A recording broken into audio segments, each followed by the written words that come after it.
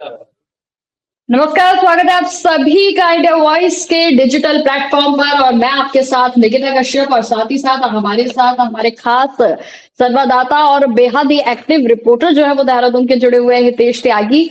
तो आज हम विषय पर जिस पर बात करने वाले हैं वो यह है कि आज कैबिनेट की बैठक थी और जिसमें कई अहम प्रस्तावों पर आज सरकार की ओर से मोहर लगा दी गई है।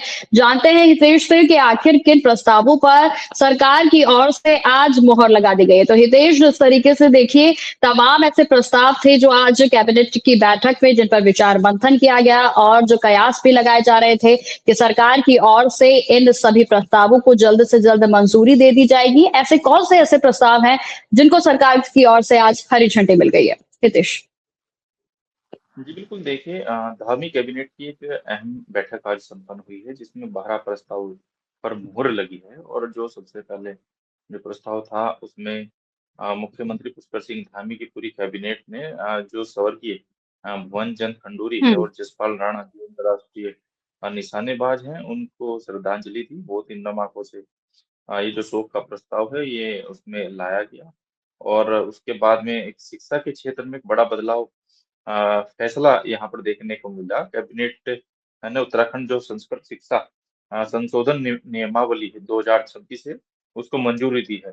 साथ ही उत्तराखंड को पूर्ण जो साक्षरता का जो राज्य है 98 प्रतिशत से ज्यादा है वो बताई गई है। तो उसी के लिहाज से यह जी। सरकार के लिए एक बड़ी उपलब्धि यहाँ पर मानी जा रही है। तो मुख्यमंत्री पुष्कर सिंह धामी ने इस पर भी अपनी मुहर लगाई है। तो कहीं न कहीं साफ तौर पर यही कहा जा सकता है कि जिस तरीके से मुख्यमंत्री पुष्कर सिंह धामी शिक्षा के क्षेत्र में काम कर रहे हैं, तो कहीं न कहीं उसका एक जो फीडबैक है, उसका जो एक जो उपलब्धि है, वो सामने साफ तौर पर दिख रही है। क्योंकि उत्तराखंड को अ, जो पूर्ण सरकार जो ये था इसमें साक्षरता राज्य जो घोषित करने की जो चीज़ें थी उसमें 98% का इसमें वो था वो इनको मिल गया है। तो उसी के लिहाज से सरकार अब इसे बड़ी उपलब्धि मान रही है, उपलब्धि के तौर पर इसे देख रही है।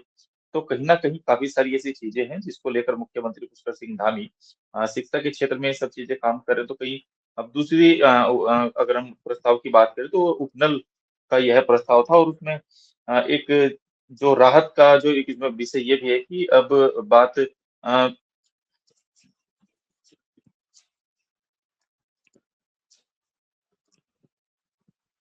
बिल्कुल हितेश, आपकी आवाज आ रही है मुझे।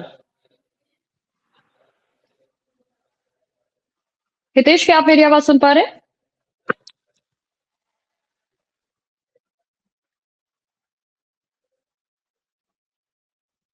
हितेश, क्या आप मेरी आवाज सुन पा रहे हैं?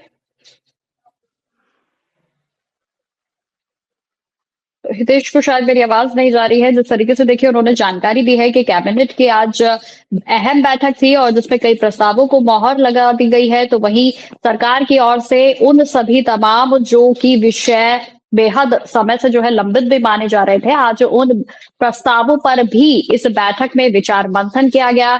और ऐसे तमाम प्रस्ताव हैं जो कि आज जिन पर की मोहर लगा दी गई है और जिसमें कि आपको हमने जैसे कि जानकारी भी दी कि हमारे साथ हमारे हितेश त्यागी जो संवाददाता है वो जुड़े हुए थे। उनकी ओर से तमाम विषयों को लेकर भी इस पर जानकारी दी गई है। उनकी ओर से यह भी बात कही गई कि उपनल के जो अ, को लेकर जो है लगातार जो प्रयास लगाए जा रहे थे, जो उन पर अटकलें जो है वो बनी हुई थी, उन प्रस्तावों पर भी मंथन किया गया है। तो ये तमाम बातें थी जो कि आज धामी की कैबिनेट की बैठक में जिन पर विचार मंथन किया गया है। और जैसे कि आपको जानकारी भी दी, देखिए जब उत्तराखंड की बात आती है तो उत्तराखंड को लेकर काफी चुनौतीपूर्ण जो है वो हो जाता है। और देखिए एक और जो इस समय सबसे बड़ा जो विषय इस समय प्रदेश भर की बात की जाए तो वो बना हुआ है, जिसमें कि चारधाम यात्रा को देखते हुए जो व्यवस्थाएं की गई हैं। तो हितेश एक बार हमारे साथ फिर से जुड़ गए हैं। हितेश, क्या आप मेरी आवाज अब सुन पा रहे हैं? बिल्कुल बिल्कुल देखिए हितेश, देखिए उपनल प्रस्ताव। जो जी देखिए जी। उपनल कर्मचारियों को लेकर लगातार प्रदेश भर में हमेशा से ही धरने प्रदर्शन रहे हैं। और उपलन के जो कर्मचारी हैं वो लगातार अपनी मांगों को लेकर सरकार के सामने धरना करते रहे हैं। अपनी मांग मनवाने के लिए उन्होंने तरह-तरह के इंतजाम किए। तो वही कहीं न कहीं इनके लिए एक बड़ी राहत का जो विषय है वो यही है कि जो उपनल कर्मचारियों के जो समान कार्य, समान वेतन मामले में सरकार ने एक बड़ी राहत दी है। जो 12 नवंबर 18 तक के जो कर्मचारी हैं, इनको इसका सीधा जो हुँ। लाभ है वो मिलता था। लेकिन अब जो कट ऑफ जो इसकी जो कट ऑफ थी वो बढ़ाकर अब 15 अगस्त 2024 कर दी गई है। तो इस फैसले से कहीं जो बड़ी संख्या में जो ये यही कह सकते हैं कि जो संविदा और उपनल कर्मचारी हैं, उनको एक बड़ा लाभ यहाँ पर देखा जा सकता है, क्योंकि लगातार उपनल के जो कर्मचारी हैं, वो लगातार सरकार के सामने अपनी बात रख रहे बिल्कुल थे, हितेश, अपनी देखिए माँगों को आपने रख रहे थे। प्रस्तावों पर तो तो कहीं न बिल्कुल कहीं जानकारी दी। लेकिन देखिए हितेश, एक सवाल जो है वो अधिकतर विपक्ष की ओर से भी खासतौर पर उत्तराखंड में उठाया जाता है कि परियोजनाएँ तो आती हैं, लेकिन जब ज़मीनी धरातल पर इनके निर्वहन की बात होती है, इनके क्रियान्वयन की बात होती है, तो वहाँ पर पूरे तरीके से पस्त नज़र आती है। तो हितेश, आप जिस तरीके से ग्राउंड रिपोर्ट्स भी जो है वो लगातार करते हैं, आपका फीडबैक मैं जानना चाहूँगी, क्या वाक़ई विपक्ष की ओर से जो आरोप लगाए जाते हैं, उनमें कुछ सत्यता होती है? हितेश। जी, बिल्कुल देखिए, जिस तरीके से उपनल के कर्मचारी लगातार धरने, प्रदर्शन, आंदोलन करते रहे हैं, क्योंकि एक जो इनका संगठन है वो अपनी माँगों को लेकर, क्योंकि जो इनकी अमूमन जो माँगे रहती है वो वेतन को लेकर इनकी माँगे रहती हैं और सीटों को लेकर इनकी माँग रहती है। तो कहीं न कहीं विपक्ष इन सब जैसे मुद्दों को तुरंत लपक लेता है। विपक्ष किसी भी उसमें मतलब छोड़ना नहीं चाहता है, क्योंकि उन्होंने उपनल के हुँ, जब-जब आंदोलन हुए तो कांग्रेस पार्टी ने उपनल के कर्मचारियों को अपना समर्थन दिया है। तो कहीं न कहीं एक बिल्कुल। बड़ा विषय था प्रदेश सरकार के लिए, चुनौती भी थी, क्योंकि जगह-जगह इनके धरना प्रदर्शन देखने को मिलते थे और अपनी माँगों को लेकर, अपनी माँगों को मनवाने को लेकर तरह-तरह के हथकंडे कर्मचारी करते भी थे। क्योंकि उपनल के जो कर्मचारी हैं, कोई कोई भी विभाग हो, स्वास्थ्य हो, शिक्षा हो या कोई जो भी ज़रूरी विभाग हो, संबंधित जो विभाग हो जहाँ पर इन लोगों को तैनात किया गया, इन लोगों को लगाया हुआ है, तो कहीं न कहीं वो जो कार्य है, वो डिस्टर्बेंस एक तरह का प्रभावित कह सकते हैं जो कार्य है, वो प्रभावित होता था। तो कहीं न कहीं एक धामी सरकार की ये भी एक बड़ी सराहनीय पहल है कि उन्होंने इनको राहत देने का यहाँ पर काम किया है। जी।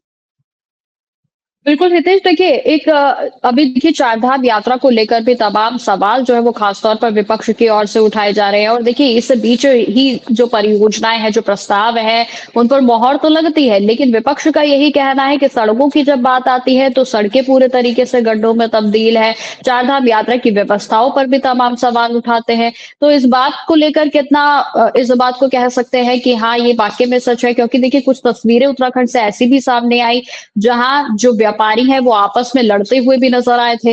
हितेश। जी, बिल्कुल देखिए, जिस तरीके से चारधाम यात्रा चल रही है, मुख्यमंत्री पुष्कर सिंह धामी डे 1 से अपने आला अधिकारियों के साथ इसमें बैठक करते हैं और अधिकारियों को निर्देश भी देते हैं और अ, जो भी योजनाएँ चारधाम यात्रा को लेकर बनती है, उनको साफ तौर पर अधिकारियों को ये निर्देश भी दिया जाता है कि जल्द से जल्द इन सब चीज़ों का इम्प्लीमेंट हो, क्योंकि चारधाम हुँ। यात्रा में रिकॉर्डों श्रद्धालु आए हैं, इसमें दो राय नहीं है। लेकिन व्यवस्थाओं की बिल्कुल अगर हम हितेश, बात ये करें बात तो बिल्कुल ठीक है। यहाँ पर कांग्रेस जो है वो बोलती नहीं है कि भाई रिकॉर्ड जो बन रहे हैं वो धामी सरकार के ही कार्यकाल में बन रहे हैं। इस बात पर जो है वो विपक्ष नहीं बोलता है। लेकिन जब व्यवस्थाओं की बात आती है तो व्यवस्थाओं पर तमाम सवाल जो है वो खड़े कर दिए जाते हैं। जी, बिल्कुल देखिए, कांग्रेस चारधाम यात्रा में काफ़ी सारे ऐसे मुद्दों को लेकर सरकार को घेरने का प्रयास करती रही है।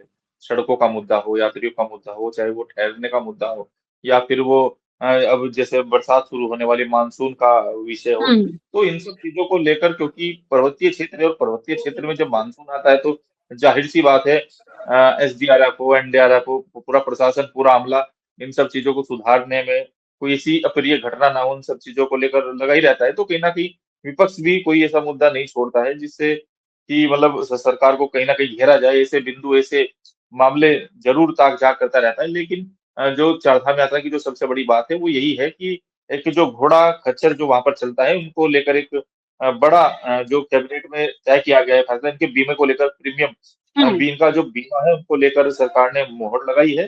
करीब 15,000 से ज़्यादा घोड़े खच्चर इसमें चल जो इनकी इस व्यवस्था से जुड़े हैं। यह फैसला उन परिवारों के लिए राहत लेकर आएगा जो जिनकी आजीविका पूरी यात्रा सीजन से जुड़ी हुई है, जिनका पूरा जीवन यापन है, वो चारधाम से जुड़ा हुआ है। चारधाम में काफ़ी सारे ऐसे पहलू हैं, काफ़ी सारे ऐसे बिंदु हैं, क्योंकि घोड़ा खच्चर एक मेन चीज़ जी। होती है। ये भी कहीं न कहीं इनकी एक बहुत ही अहम भूमिका इसमें रहती है, तो कहीं न कहीं धामी सरकार ने ये भी सराहनीय काम इसमें किया है, क्योंकि काफ़ी लंबे समय से ये भी घोड़ा खच्चर जो यूनियन है उनकी माँगे भी थी और जिस तरीके से जी। सरकार ने इसमें ये पहल की है, पहल की है तो आने वाले समय में ये कहीं न कहीं कारगर साबित होगी। जी। बिल्कुल हितेश, अगर शिक्षा की बात की जाए, क्योंकि देखिए पहाड़ों पर शिक्षा को लेकर भी खास तौर पर देखा जा सकता है कि जो छात्र होते हैं वो पलायन करते हैं। कहीं ना कहीं शिक्षा के लिए, रोजगार के लिए पलायन जो है वो एक बेहद ही बड़ा मुद्दा, और इस पर धामी सरकार देखिए कार्य भी कर रही है।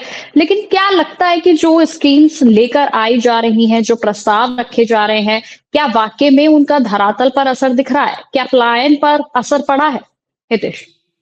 जी, बिल्कुल देखिए धामी सरकार जब से सरकार में आई है और धामी सरकार ने नई शिक्षा नीति लागू की और उस शिक्षा नीति ने उत्तराखंड में काफ़ी सारे ऐसे बदलाव किए हैं जिससे बहुत सा जो पलायन का जो विषय है, उसपे कहीं न कहीं कमी आई है और काफ़ी सारे क्योंकि हमेशा से ही पलायन आयोग भी है और भी अन्य विषय हैं जिसको लेकर मुख्यमंत्री पुष्कर सिंह धामी हमेशा से ही चिंतन बैठक मनन करते रहे हैं और उसको लेकर कई ऐसे सेमिनार सेमिनार का भी आयोजन किया है क्योंकि प्रदेश की शिक्षा नीति मजबूत हो, प्रदेश में ही बच्चे पढ़ाई करें और युवाओं को किस तरीके से प्रोत्साहित किया जाए कि जिससे पलायन को रोका जाए, तो उसको लेकर मुख्यमंत्री पुष्कर सिंह हम्म। धामी हमेशा से ही संवेदनशील रहे हैं और उनकी उत्तराखंड के जो युवा हैं, उनसे उनसे भी लगातार उनका संवाद रहता है।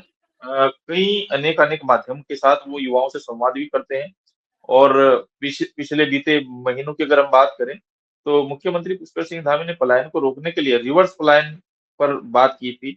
देश भर से बड़े उद्यमी आए थे और जो उत्तराखंड के लोग जो बाहर रह रहे हैं उनसे बात की थी। तो यही सारी चीज़ें हैं जिससे पलायन को रोकने के लिए देखिए पलायन एक बहुत बड़ा मुद्दा है। पलायन आयोग इसमें हम्म। काम कर रहा है, क्योंकि पलायन को रोकने के लिए सिर्फ़ और सिर्फ़ युवाओं की नहीं, इसमें कई ऐसे चीज़ों की भी ज़रूरत पड़ती है कि जिससे जो प्रदेश की जो आर्थिक स्थिति है वो मजबूत हो, तो उसको लेकर भी सोचने की बहुत ज़्यादा ज़रूरत है। मुख्यमंत्री पुष्कर सिंह धामी लेकिन लगातार हितेश, अपने कहीं न विजन कहीं भी ये दिखा बात रहे तो हैं। देखिए मानी जा ही सकती है कि धामी सरकार के आने के बाद जो पलायन जिस तरीके से जिस स्तर पर होता था, वो कहीं न कहीं कम हुआ है। जी, बिल्कुल देखिए आपने बिल्कुल सही कहा, मुख्यमंत्री पुष्कर सिंह धामी की सरकार बनने के बाद मुख्यमंत्री ने जिस तेज गति से पलायन पर काम किया है और पलायन पर काम करने के बाद जो अधिकारियों ने इम्प्लीमेंट का जो काम किया है और कहीं न कहीं वो साफ तौर पर दिख भी रहा है। क्योंकि पलायन रिवर्स पलायन पर जिस तरीके से काम हो रहा है और आपने शिक्षा की बात की, तो मतलब वास्तव में जो श्रीनगर की बात करें, देहरादून की बात करें, ऊधम सिंह नगर की बात करें, हरिद्वार की हुँ। बात करें, तो वास्तव में यहाँ की जो चीज़ें हैं, वो वास्तव में पलायन को देखते हुए मतलब वो चीज़ें वापिस हुई हैं। और उत्तराखंड का जो युवा है, वो वास्तव में उत्तराखंड में ही अब इन सब चीज़ों पर आगे काम कर रहा है और अपने रोज़गार की दृष्टि से अगर देखा जाए, तो उसमें भी युवा हुँ। लगभग बढ़-चढ़ कर हिस्सा ले रहे हैं, निर्भर बन रहे हैं और व्यवसाय को लगातार यहाँ पर बढ़ावा मिल रहा है। मिलेट्स को बढ़ावा मिल रहा है। खान-पान की जो बिल्कुल। चीज़ें हैं, जो यहाँ यहाँ की भोजन है, जो हुँ। धरोहर है, उसको लेकर लगातार मुख्यमंत्री काम भी करते रहे, अपने अधिकारियों को निर्देश भी दे रहे हैं और लगातार उनकी बैक टू बैक उनका जो समीक्षा बैठक है, वो भी ली जा रही है। तो जिस तरीके से मुख्यमंत्री पुष्कर सिंह धामी उत्तराखंड के परिवेश को एक करने के लिए और उन सब चीज़ों को हुँ। सकारात्मक दृष्टि से इम्प्लीमेंट करने के लिए जो काम कर रहे हैं, क्योंकि जो हर माह मुख्यमंत्री इसकी बैठक भी लेते हैं और जिस तरीके से उनका प्रवास लगता है, तो वहाँ पर जाकर धरातल पर भी मुख्यमंत्री वहाँ की महिलाओं के साथ जो जो रोज़गार कर रही हैं, उन महिलाओं के साथ भी, तो लगातार उनका जो संवाद है, वो यहाँ के युवाओं के साथ भी है, महिलाओं के साथ भी और महिला जो युवा हैं, उनके साथ भी यहाँ पर बढ़ रहा है। जी। वैसे हितेश, देखिए बात की जाती है, जब धामी सरकार का नाम आता है या मुख्यमंत्री पुष्कर सिंह धामी का नाम आता है, तो उनकी एक छवि बनी हुई है कि धाकड़ धामी की। तो एक युवा होने के नाते भी अगर मैं आपसे पूछूं कि क्या वाकई में उनकी ये जो छवि है, वो वाकई में बिल्कुल नाम उनको सटीक दिया हुआ है? जिस तरीके से देखिए कदम जो उठाए गए हैं वो विख्यात है, पूरे देश प्रदेश में उनके नाम की चर्चा होती है। लेकिन जब एक युवा से, यानी कि मैं आपसे अगर पूछूं कि क्या वाकई में धामी धाकड़ जिस तरीके से उन्हें कहा जाता है, तो वो इस नाम के लिए पूरे सटीक है? देखिए जिस तरीके से मुख्यमंत्री पुष्कर सिंह धामी ने पहले दिन मुख्यमंत्री पद की शपथ ली थी, मुझे हुँ। नहीं लगता उन्होंने कभी अपने लिए अवकाश लिया हो, क्योंकि हम पत्रकार हैं और सरकार जिस तरीके से काम कर रही है और वास्तव में धाकड़-धामी ऐसे ही धागड़-धामी नहीं बने हैं, क्योंकि धागड़-धामी बनने के लिए बहुत ऊर्जा मुख्यमंत्री ने खपाई है।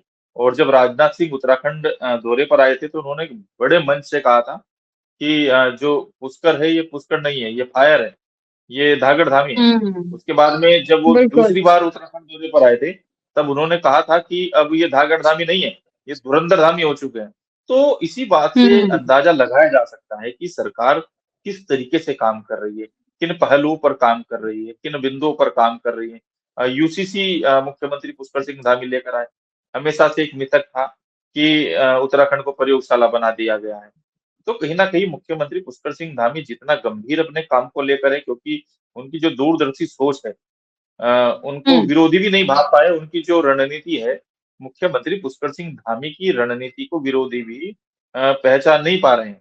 और विपक्ष भी बिल्कुल। हक्का-बक्का महसूस कर रहा है खुद को, क्योंकि जिस तरीके से उन्होंने चारधाम में काम किया, उन्होंने यूसीसी पे काम किया, उन्होंने युवाओं पर काम किया, उन्होंने शिक्षा पे काम किया, स्वास्थ्य पे उन्होंने काम किया, तो रोड का इंफ्रास्ट्रक्चर जो उन्होंने उत्तराखंड के अंदर खड़ा किया है, तो वास्तव में कहीं न कहीं ऐसी सारी चीज़ें, क्योंकि जो अवैध जगह थी, अवैध लैंड थी, उन पर भी मुख्यमंत्री पुष्कर सिंह धामी ने लगातार काम किया है। बीते दिनों एक मामला यहाँ पर हो गया था कि बड़ा मामला ना बने, उसको किस तरीके से रोका जाए, तो यही एक सटीक रणनीति, सटीक नेतृत्व और सटीक कार्यशैली, एक पूरे प्रदेश को चलाना। और क्योंकि बिल्कुल, पूर्व में मुख्यमंत्री पुष्कर सिंह धामी कभी मंत्री नहीं रहे, वो एकदम सीधे, एकदम उनको राष्ट्रीय नेतृत्व ने उनको मुख्यमंत्री का जिम्मा दिया और वो बने।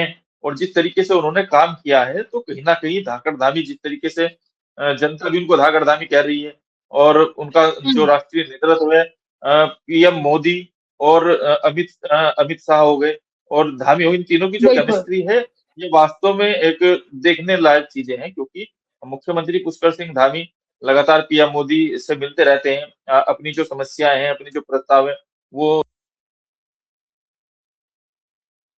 लगातार बिल्कुल जब-जब हितेश, उत्तराखंड बिल्कुल। आते हैं, तो वो भी मुख्यमंत्री पुष्कर सिंह धामी के साथ एक डिस्कस, एक केमिस्ट्री, एक संवाद उनका रहता है। और अभी बीते दिनों, अभी जब कॉरिडोर का उद्घाटन था, तब भी पीएम मोदी यहाँ पर आए थे, तो एक एक जो हुँ, संदेश जाता है, देश भर में जो संदेश जाता है, देवभूमि में दुनिया भर के लोग यहाँ पर आते हैं, चारधाम में यहाँ पर दुनिया हुँ, भर के लोग आते हैं, तो सकारात्मक संदेश दुनिया भर में जाए, उसको लेकर मुख्यमंत्री पुष्कर सिंह धामी ने वास्तव में काम किया है। और काफ़ी सा, क्योंकि राजनीति में हर चीज़ें होती हैं। कभी नुकसान भी होता है, कभी जो विरोध है, विरोध का भी सामना करना पड़ता है। तो उन सब बिल्कुल चीज़ों के हितेश, बीच में बिल्कुल। अपने आप को धैर्य बनाए रखना, सरलता के साथ, संयमता के साथ, यहाँ तक कि जो एक उत्तराखंड में हमेशा से रहा है कुमाऊँ गढ़वाल, इस खाई को भी मुख्यमंत्री ने खत्म करने का काम किया है। कभी यहाँ पर कोई कुमाऊँ, गढ़वाल, इस तरह की चीज़ें होती थी, हुँ, उन सब हुँ, चीज़ों को खत्म किया है। और एक संतुलन की जो राजनीति कहेंगे, संतुलन की राजनीति करने का काम मुख्यमंत्री ने यहाँ पर की है, तो कहीं न कहीं विरोधियों के साथ भी आपसी सामंजस्य बैठाना, उनकी बातों को सुनना, एक बड़े नेता के तौर पर एक छोटे से छोटे कार्यकर्ता को समय देना, उनसे बात करना, उनकी बातों को सुनना और उन पर इम्प्लीमेंट करना। बिल्कुल। एक छोटे से कार्यकर्ता में भी एक टैलेंट होता है और उसकी बात भी एक बहुत बड़ा विषय बन जाती है। तो कहीं न कहीं मुख्यमंत्री पुष्कर सिंह धामी इसीलिए, क्योंकि छोटे से छोटे कार्यकर्ता के साथ, हर अधिकारी के साथ, उन्हें जहाँ सही लगता है, जहाँ उनको सकारात्मक लगता है, वो वहाँ पर ज़रूर उनसे बात करते हैं, मिलते हैं, देखते हैं। तो कहीं न कहीं ये एक बहुत बड़ी बात है कि तो कहीं न कहीं पूरे मुख्यमंत्री तरीके से पुष्कर कहा जा सकता है कि धाकड़-धामी की जो छवि है वो ऐसे ही नहीं बनी है। ठीक है हितेश, तमाम जानकारी हमारे साथ साझा करने के लिए आपका बहुत-बहुत धन्यवाद। आपने हमारे दर्शकों को काफ़ी अच्छे तरीके से एनालाइज़ कर हर विषय पर जानकारी दी। तो हमारे साथ हितेश जो है वो जुड़े हुए थे और जिन्होंने उत्तराखंड के तमाम विषयों पर पूरे तरीके से उन विचारों को साझा किया है जो कि एक ज़मीनी स्तर पर उत्तराखंड में इस समय देखे जा रहे हैं। और जैसे कि आपने सुना कि किस तरीके से जो धामी सरकार है, धाकड़-धामी है, वो कोई एक दिन का काम नहीं, बल्कि किस तरीके से वो दर-बदर आगे बढ़े हैं और किस तरीके से उन्होंने राज्य की प्रगति में अपने योगदान को दिया है, उन सभी बातों पर हितेश की ओर से प्रकाश डाला गया। तो आज के इस लाइव में इतना ही मेरे साथ। दोबारा से मिलेंगे, तब तक के लिए नमस्कार।